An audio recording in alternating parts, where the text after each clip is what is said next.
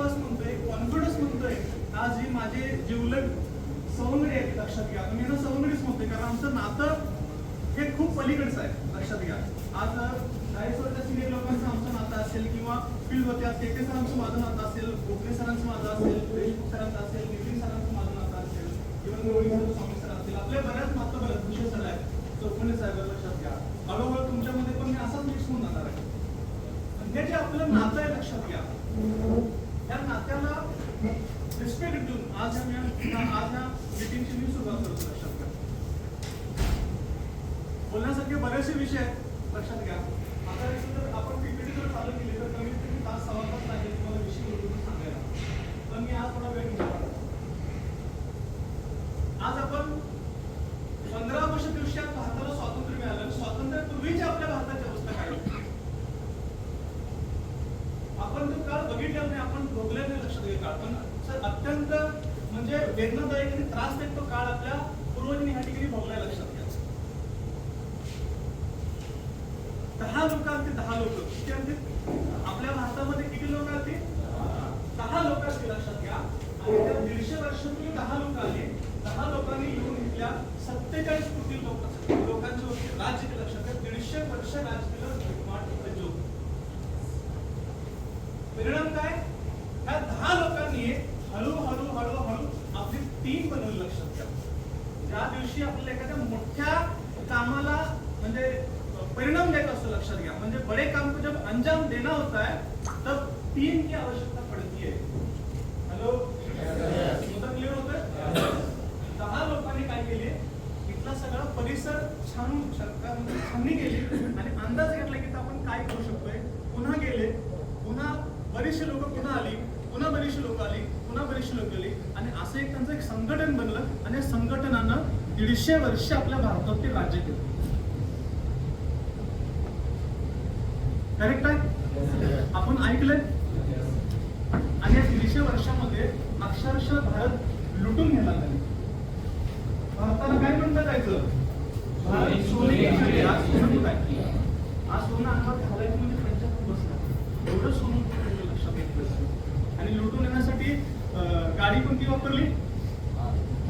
जहाज वापरले. ट्रेनचा आविष्कार, ट्रेनचा शोध त्यांनी चालवला. आपल्या भारतामध्ये ट्रेन त्यांनीच आणली, सोडून पण गेले.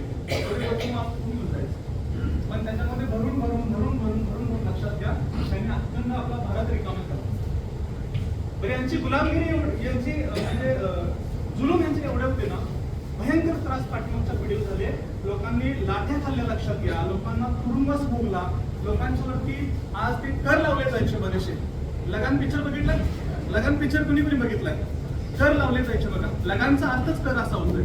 हे लगान लावले जायचे, लोकांना खायला आणून असायचं पण त्यांच्यावरती कर लावला जायचा.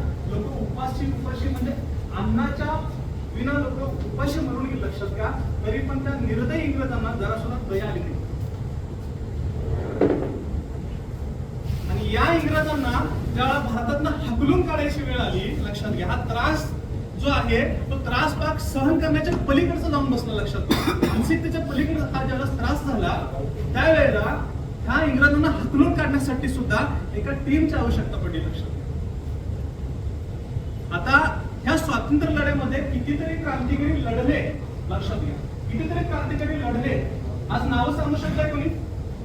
तुम्हाला माहित असणारे नावं सांगू शकताय? Please raise your hands please. कोण? भगतसिंग लढले, अजून राजगुरू लढले, सुखदेव लढले, अजून सुभाषचंद्र बोस लढले, अजून महात्मा गांधी लढले. लक्षात घ्या, अजून सावरकर लढले, लोकमान्य टिळक लढले, लाला लजपतराय लढले, मौलाना आझाद लढले. लक्षात घ्या, वल्लभभाई पटेल लढले. लक्षात घ्या, सरदार.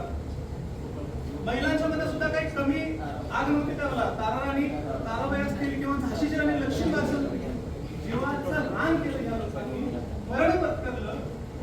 पण ह्या इंग्रजांना ढकलल्याशिवाय सोडलं नाही. लक्षात घ्या, हे कधी शक्य झालं? ज्या वेळेला भारतीय लोकांनी टीम बनवली. मुद्दा क्लिअर होतोय का? ज्या वेळेला तुम्हाला एखादं मोठं काम करायचं असेल तर त्यावेळेला तुम्हाला टीम शिवाय पर्याय नाही.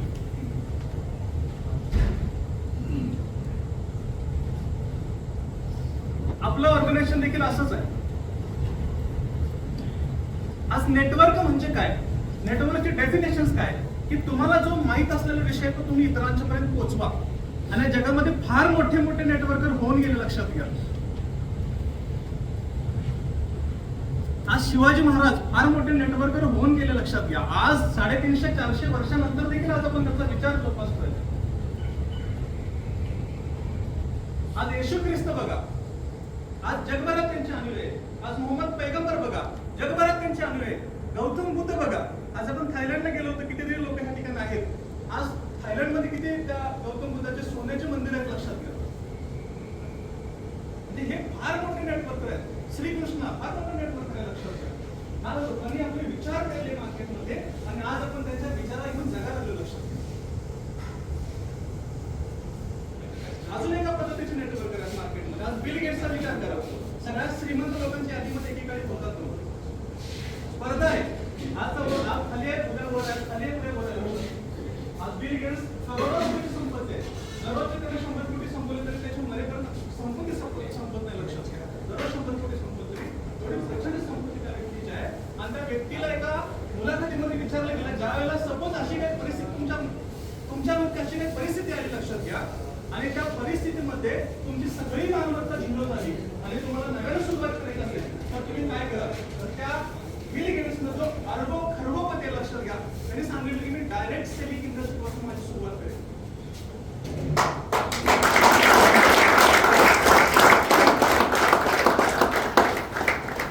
हा व्यक्ती जर ह्या लेवलचं स्टेटमेंट देत असेल तर डायरेक्ट सेलिंगच्या इंडस्ट्रीचं मूल्य किती आहे तुम्ही आणि हे आता अभ्यास केला पाहिजे, लक्षात घ्या. याचं महत्व समजून घेतलं पाहिजे. आज बरेच लोकांना डायरेक्ट सेलिंग म्हणजे लोक दुय्यम दर्जाने बघतात, लोक त्याला एवढं महत्व देत नाहीत, लक्षात घ्या. का तर त्याचा अभ्यास कमी आहे आपल्याला.